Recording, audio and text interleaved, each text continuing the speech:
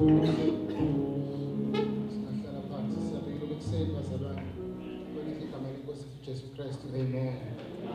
Praise the Lord. Amen. Praise the Lord. Amen. Bishop Imam Bishop Imam Fundis bonke abaphathi Fundis umlambo all the leaders were present. Obaba bonke omama abantu abasha abantwana abancane abazali bonke abasebenzini kaJehova ngiyabingelela abazali kwelifika abantu Nkosi yethu Jesu. Amen. Asifundeni ke kuSamuel oqala chapter number 21 verse number 1 to verse number 6. First Samuel chapter number 21 verse number 1 to verse number 6. Verse 2 Samuel chapter number 6 verse 17 to verse 19. Samuel 21 verse number 1 to verse number 6. David went to Nob to Ahimelech. The priest Ahimelech trembled when he met him, and he asked, "Why are you alone? Why is no one with you?" David answered the priest, "The king sent me on a mission and said to me, 'No one is to know anything about the mission. I'm sending you on. As for my men, I've told them to meet me at a certain place. Now then, what do you have on hand? Give me 5 loaves of bread or whatever you can find." But the priest answered David, "I don't have any ordinary bread on hand. However, there is some consecrated bread here, provided the men have kept themselves from women." David replied, "Indeed, women have been kept from us as usual whenever I set out the men's bodies are holy, even on missions that are not holy." Verse 30, how much more so today? So the priest gave him the consecrated bread, since there was no bread there except the bread of the presence that had been removed from before the Lord and replaced by hot bread on the day it was taken away. Let's go to Second Samuel 2 verse 6. So they brought the ark of the Lord and set it in the place inside the tent that David had pitched for it. And David sacrificed burnt offerings and fellowship offerings before the Lord. And he had finished sacrificing the burnt offerings and fellowship offerings. He blessed the people in the name of the Lord the Almighty. Then he gave them a loaf of bread, a cake of dates, and a cake of raisins to each person in the whole crowd of Israelites, old men and women, and all people that were there.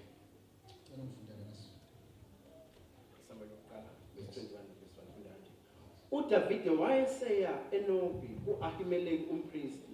uAhimeleki waya ukumhlangabeza uDavide ethuthumela. Wathi kuye, "Yini ukuba uwedwa kungekho muntu nawe na?" uDavide wathi kuAhimeleki umpristi, "Inkosi ingiyalezile udaba. Yathi kimi, makungazi muntu ngalolu daba engikuthuma ngalo nengikuyale ngalo. Izinsizwa zami ngizazisile indawo ethile. Manje kuyini okuphansi kwesandla sakho na?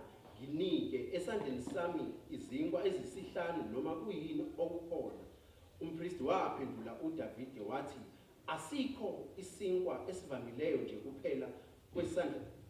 Asikho isinkwa esivamileyo nje phansi kwesandla sami, kepha kukhona isinkwa esingcwele uma izinsizwa zizigcinile esifazaneni kuphela."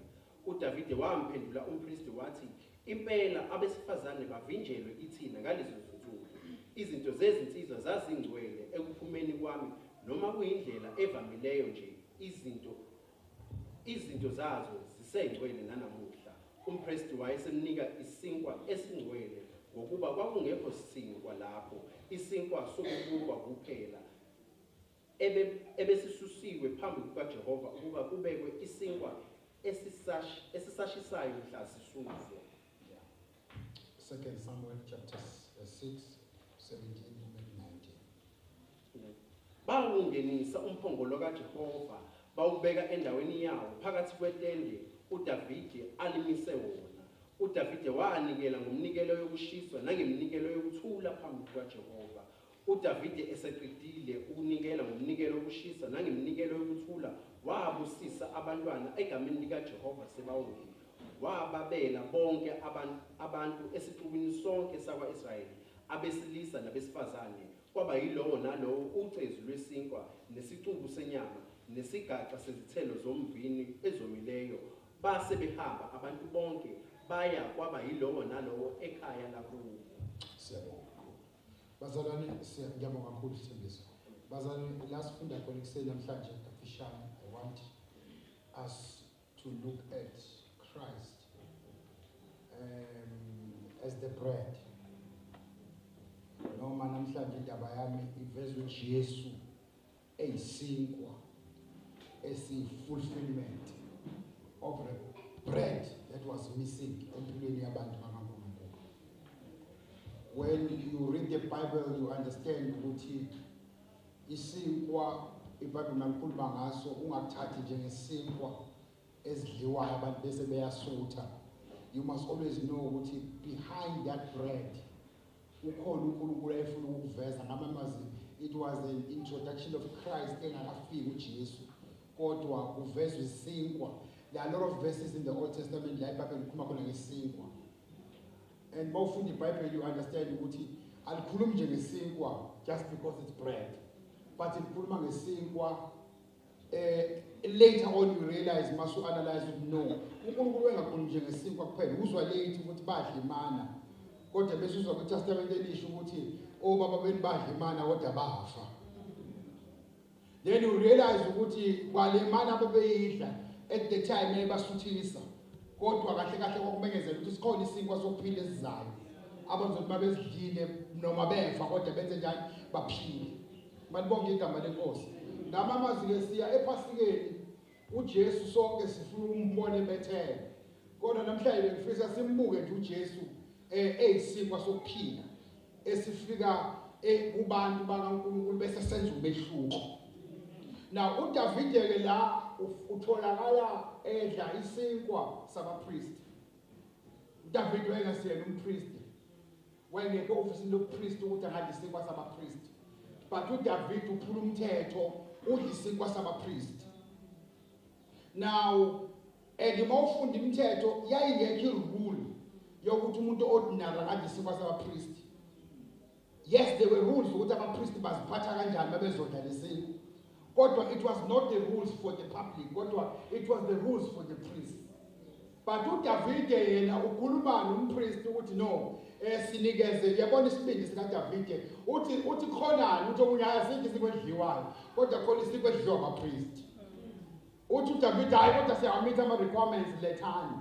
And uNkulunkulu doesn't kill David because i-punishment yokudla isinkwa sabapriest kwakufanele afe. But akafi because uDavide was a type of Christ. Ngamamazi wakuveza uJesu ngoDavide. Futhi uDavide kwakuvezwa ukuthi uNkulunkulu uyaxolela. Futhi uDavide kwakuveza ukuthi uNkulunkulu unomusa ngoba ziningi izinto uDavide ayeviolatayo. Othi mawufunda uthola ufana ngabe useyafa la. uDavide wawathatha unkosikazi zomuntu waqedela lapho wambulala lo muntu. uDavide wazikhiphela yena esikwebo wambuza uNathani ukuthi uma khona umuntu ezweni lakho othathela umuntu onokodwa bese mayisemphutile ngaloko kodwa mayisethola lo maseyambulala. Wabuzwa yena uDavide ukuthi umuntu onjalo unikwa siphi isikwebo. Waphendula uDavide wathi umuntu onjalo la kuleli izwe liphethwe yimini akaphili. Yasithi inkosi kena wena lo ngamazi ukuthi wabako umuntu uDavide esemgwebile ukuthi kufanele njani abulawe. Usethi lo munye kodwa ke uDavide ngikhuluma ngawo. uDavide lithi iBhayibheli akabangesamphendula nta nomshiya kanjalo waNkulunkulu. Mawufunda kahle iBhayibheli you realize ukuthi emvalo noma kungalandelani iBhayibheli ngendlela engichaza ngayo but you realize later on ukuthi kunehubo alibhala mayisuka kuNathani wathi mangingawele ezandleni zomuntu kodwa mangiwele kwezakhe izandla ngoba wena ungazi ngcono kunomuntu. Ngamanye amazwi ukadathi nomusa wakho futhi ungenele. Kanjani uDavide uthe umuntu uyafa mayenze lo uDavide wayezivezela ukuthi even if we were doing izinto ezipunishable kodwa mhla kufika uKristu uJesu namaqala ethu ayohlawulwa.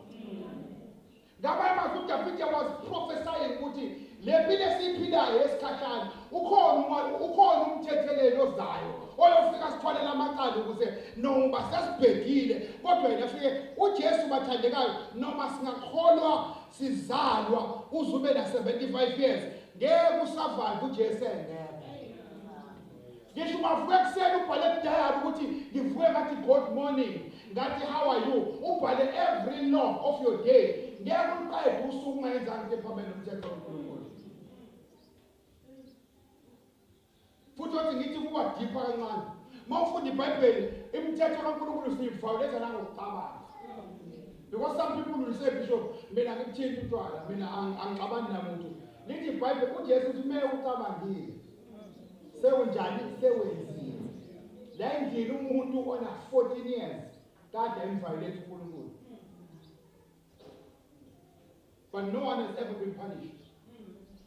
Why are we not punished? Because Jesus Christ, the bread came yaletha ukuphila sakwazi ukuthi survive noma sesibhedisile. It is extremely dangerous to be a Christian ocabanga ukuthi wena awunamaphutha futhi awu recognize umusa kaNkulunkulu. Ngiyazi into manje ngisho it's not going to be a nice sermon because it's not judgmental. You are fooling yourself if you think umiswa ama-morals akho.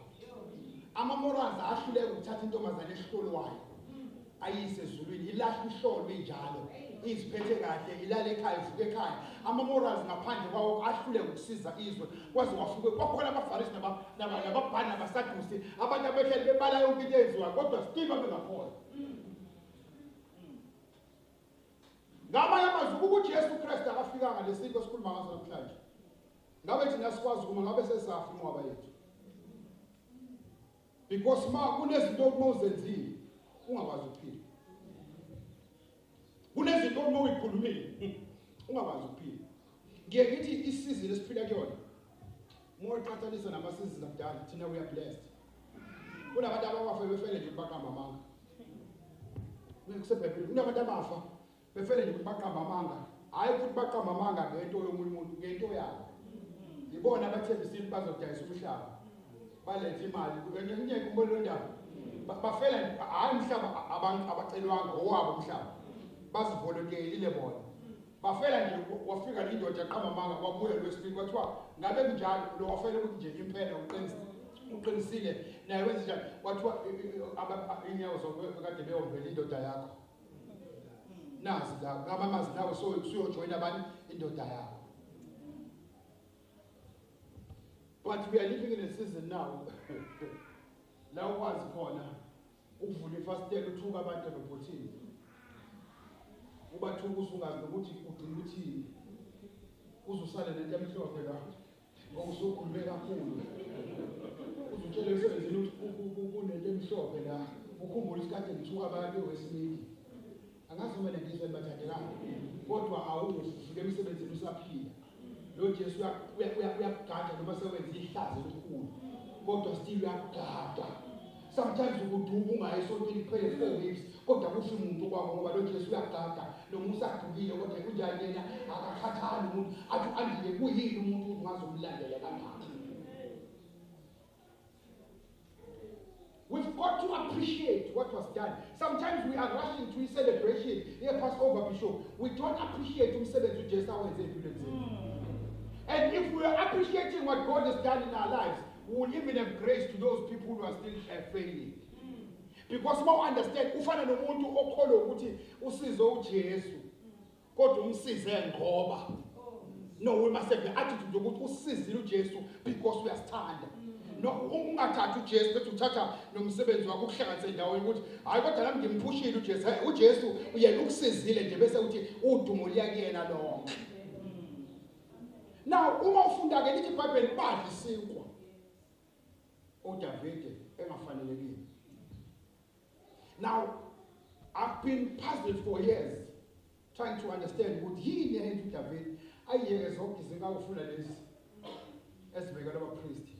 But nosufunda ke ku2 Samuel nosufundile you get the answer ukuthi okay uDavide was preparing because David knew ukuthi ukuze ahlangane nenkazimulo kaNkulunkulu yena uqobo lwakhe he doesn't qualify. David knew ukuthi uDavid uqobo lwakhe. Sesizovala. Ngiyazi into yami is confusing you but sesizoyivala manje. uDavid ufuna isipho esingadliwe sabapriest. uDavid uyasithola. Ku2 Samuel lasifunde khona uDavid useyolanda umphongolo. Uhamba nabantu abangazidlanga isipho but yena usidlile. Badla uza lithi iBhayibheli kwakuthinta umphongolo ngoba inkomo zase zidiyazela. Waselekele umphongolo lithi iBhayibheli uNkulunkulu wambulala khona lapho wafa waphela yazibulawa yini akadlanga into evikele ukuthi ukwazi ukuhlala ekhasini lapho umphongolo. Indaba yami lapho namhlanje ekseni. Lithi iBhayibheli badla basebedlile wayesiyakwazi ukufesana nomphongolo wayesekwazi ukwakhela itende wawulanda wathi awuhlale la. That is why he never died because wadla isinkwa ngoba wathola isambulo sokuthi abantu abazophila bakwazi ukuhlala kwi-presence kaNkulunkulu abantu abadla isinkwa. Yingakho umuntu noma asonta every day kodwa mengakaze asindiswe lo muntu akwazi ukuhlala kwi-presence kaNkulunkulu because akuhlaleki kwi-presence kaNkulunkulu before udla isinkwa. Athi uJohn odla lesi sinkwa ngeke asafa noma sekufiwa. Ngamanye amazwi before you consume the bread noma ungeze esontweni zonke insuku kodwa bangasidlanga isinkwa awufani nabasidlile isinkwa ngoba abasidlile isinkwa bayakwazi ukubuka umphongolo bengafi kodwa abasidlile abangasidlanga abakwazi ukusayivamba ngitsho sebewuthintile bayafa kodwa abasidlile isinkwa.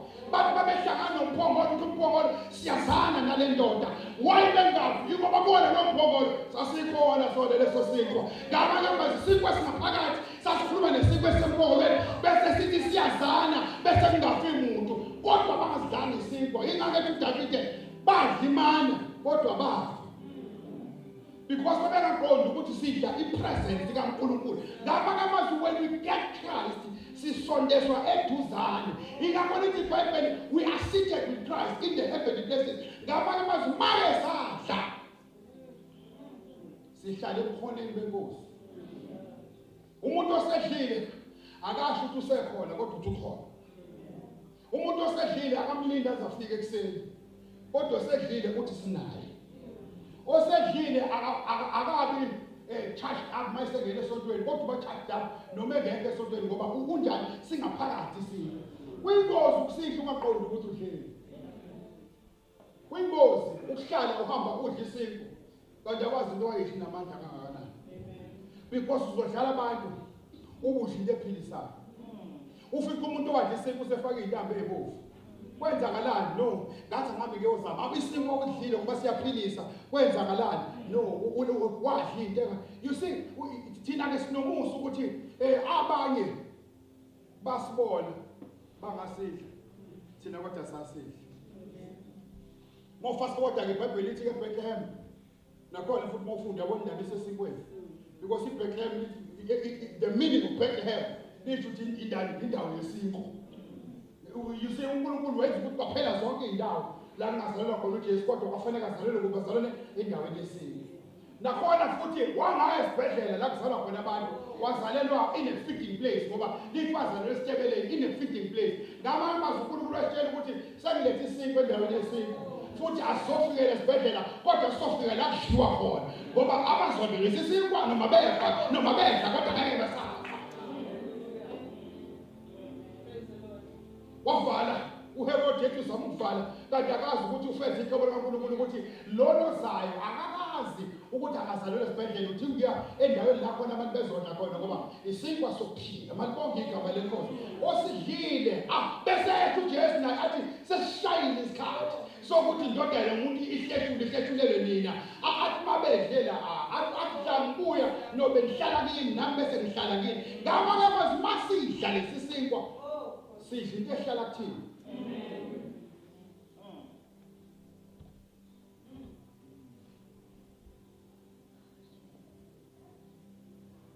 Umthetho uthi you cannot eat the bread of the priest.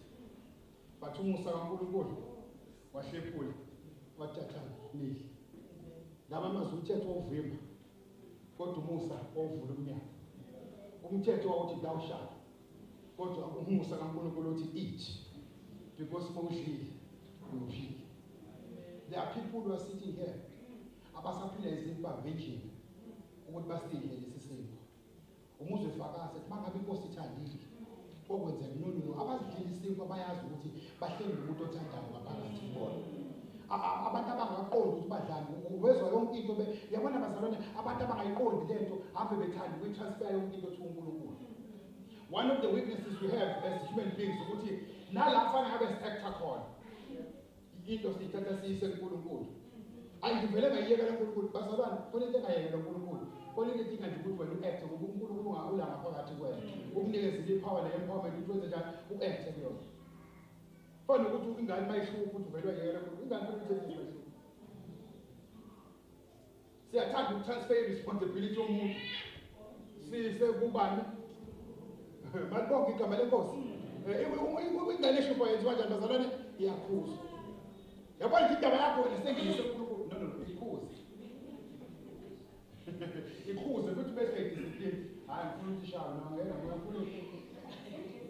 angifuni ingane zikuthathe lo muntu othi abantu abashaya bazalwane mawufuna umshaya kodwa futhi bangafuna umshaya angenda bathi ngithi kunezinto ezi responsibility yakho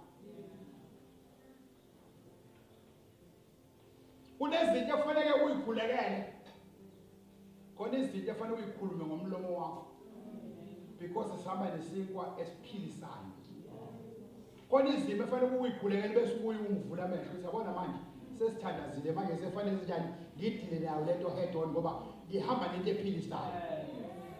Khona izinto efanele uyithandazele banguthelezi ezinye ume ngenyawo ukuthi no la ekhaya lami lento ngeke yenze njani ngeke yenzeke ngegama lalesiko engihamba naso esilanga phakathi.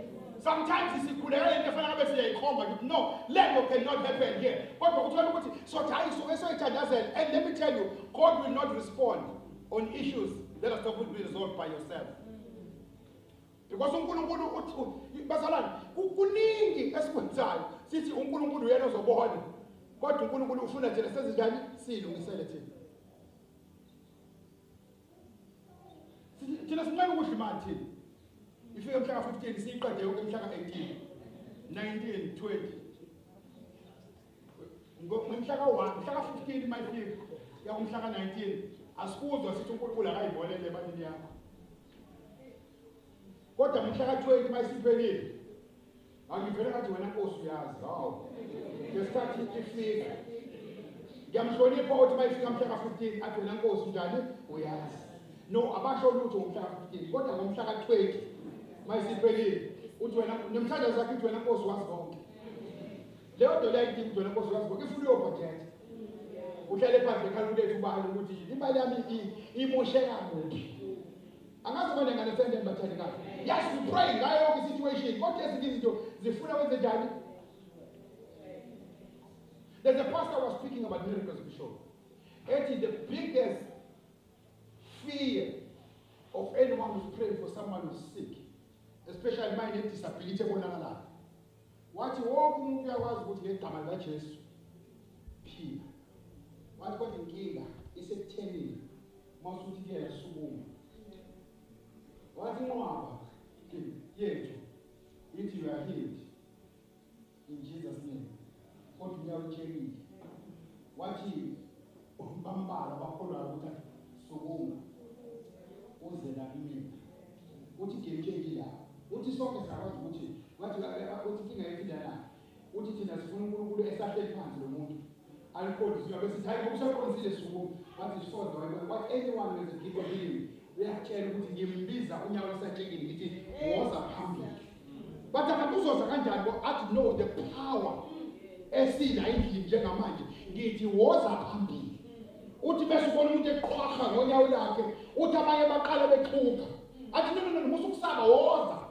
Uthi thina noma simsukumisa ubantu abantu abawusisi uthi umbone dandadanza because siyasaba. Ngamazi was teaching us ukuthi kuna responsibility kaNkulunkulu yokuthi umuntu akaphili egameni lika Jesu. Kodwa yethu responsibility ukuthi asibone lethi show umuntu uthi yasebenza bese sithi sukuma wenze njani? Wow. Batho Petro asinalo igolide lesiliva. Kodwa sinako sikunikeza bona. Bese bethi egameni lika Jesu Christ waseNazaretha. Sukuma uhambe.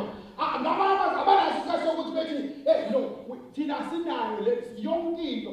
uDavid utshela ubhola yakhe uthi kusihlwa iy'nyoni zezulu izodla ekhanda lakho.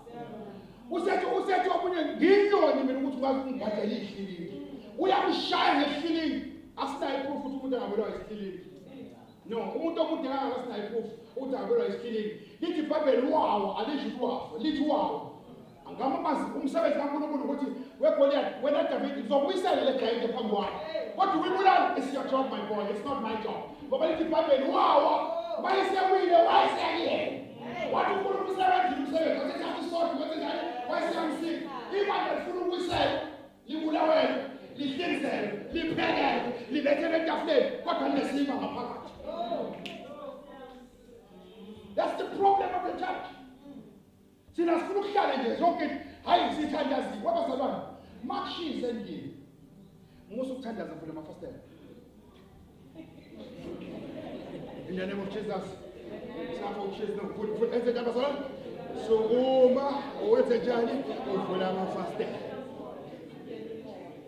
mawufuna ukudla amasi bewuphuthi kuseni ngoba uphuthi amasi sifuna ukuthi onjani olibanda ungangeni uNkulunkulu ngopassport wena kodwa bengafisa amasu mayikhothi akazi usiyobhizi uthi ingane yokufika no bekufanele kupheke uphuthi ngobani ngothu.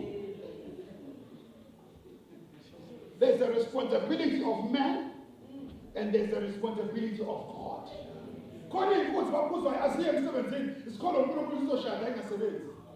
Mofaka emsebenzini nayo 6 months ngoba yona ikhamba nekhakaraba ngazi ukuthi yini ikhakaraba izowenza umsebenzi go to work.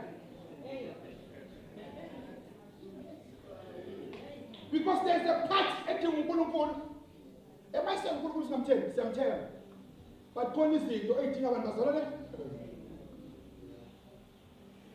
There are parents abangiphuzi ngisho ingane uthi uJesu uzolibulisa ingane lithi iBhayibheli libulisa ingane wena ngendlela enjani alisho ukuthi ngizokhulisela ingane lithi njani lithi wena. Separate the responsibility of the heavens and the responsibility of man. Njengamanje the lines are blurring yonke into yonke bazalwane yonke into uthi umuntu udokotela kumele umzalwane uthi nifike nidla ukudla okusanganayo 40 years vuka ngochokolate ulale ngekofi ebusuku angazi mina ngizo wonke umuntu uvuka ekuseni ngento enesikhala esihle wena amafutha udla amafutha nenyama awudli inyama enamafutha angazi mina ngizwe awudli inyama ephekwe ngamafutha wena udla amafutha nenyama udokotela ngiyakholwa mina kodwa sometimes uNkulunkulu siyamfaka into angahlangani nazo ngithi lapho usukhuluma lento yodokotela no angishumayela ngale ukuthi you can't wake up in the bazalwane ngeke uvuke ekuseni upasi 6 nje noma usuphethe twist negwini nerate upasi 6 uthi leyo sethandele kodwa ubizana phambi ukuthi basame siya 120 years thina njengoMose thina ngesipho uthi nje ezinye izinto ithini esiyibizayo empilweni zethu angikuhlanganisa bazalwane usexpect ukuthi something would genetically bazalwa bene-certain illness uthi lowo muntu ukutshela nje emncane lento engihlupha ama-genes lawo uthi kodwa khona ini-sickness esiyifaka thina kuyona nje lapho usho ngilomkhalo ukuthi amamahloni nje nanokuthi lento mhlawumbe uqala ungilinde ngincike uthi no ukuthi ngiyazi ukuthi kusasa masethi uyibambile sobe sekungabashiyane sekurasela phansi uthi ezinye izinto zidinga ukuthi nje wayithina bazalwane singalebele sitransfer izinto siyisa kuNkulunkulu. You want to live long? Walk. Take your time and walk.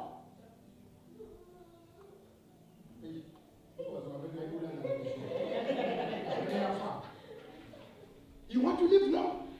Watch what you are eating. You want to have a lot of money? Don't sleep until 11 a.m. Wake up in the morning. You want to live in a big house? Walk like a person who wants to have a big house. You want to have giant big house? Think and walk and work like people who want to have a big house. Don't permanently live on fasting. When the normal is not available, manna will only fall. Not when there are bakeries, but manna will fall. Must let that in. I'm a baker, Johnny. But imanje kaNkulunkulu ufuna uphile nje esimangalisweni. Ukuthi hayi vele kwenzeka isimangalo. Bazalwane, namhlanje ngizothi lesinkwa sokuphila. uDavid asinikeza lithi iBhayibheli uma eselanda umphongo. Lithi iBhayibheli wabalekisiwe. Usiyabona ukuthi waphiliswa isinto.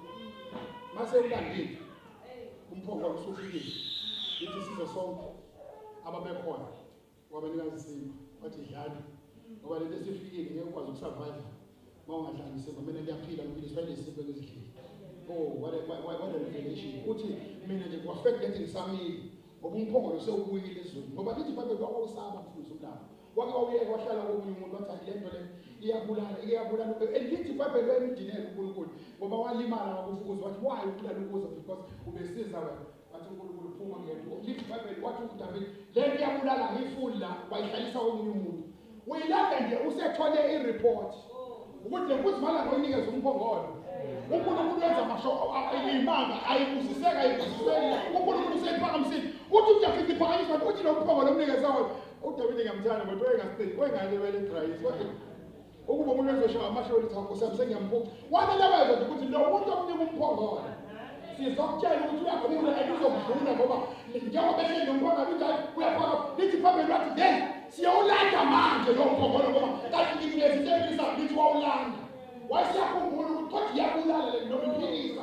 kodwa iyabulala kodwa sikhumbuzana lento kufanele uyidle ukukhumbula ukuthi lento esiyidlayo kwaba yisinkwa esahlethulelwa thina ngamanye amazwi mawudla lento kufanele uphumule isibili sokuthi sihambe nesinkwa ungahambi nokusaba don't walk around with fear ubatshela abantu ukuthi ngakho isikho esiphilisayo nento ebulala lithi iBhayibheli sodwa ngisho ukubulala kodwa ukubulala kwenzeka kungasibulala so besibanjwa yini sibanjwa ukuthi makufika ukubulala ngaphakathi kufika khona isikwa isikho esithi abahleli nama bafa noma befa kodwa lithi iBhayibheli bawophila isikho esadliwayo abanye basidla bafa kodwa thina noma sisidla manje siyaphila mangabe ungazi usidla ayirecommend ukuthi usidle mawusudlile recognize ukuthi wadlala and take responsibility uhambise umuntu owaziyo ukuthi usedlile ungahambisi komuntu ongathi akadlanga ube khona umehluko phakathi komuntu odlile nojani nongadlanga odlile noma ekhuluma ulimi lakhe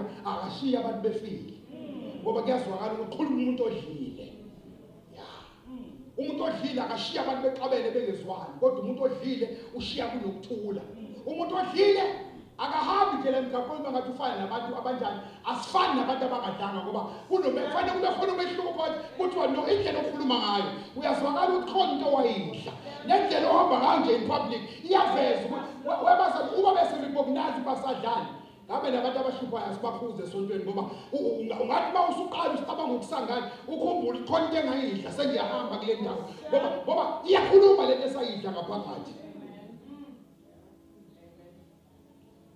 Appreciate and recognize lokho akudlayo asisekho isikhathi sikodukeni but uKristu Jesu wahleshulelwa sidle leso sipho laba badla into once off kodwa nasadla into yaphakathi yasinxusela ubusuku nemini njalo ihlale khona isipho sokuphila uNkulunkulu akanibusise uma msetha sibonge izwe lenkosi amen.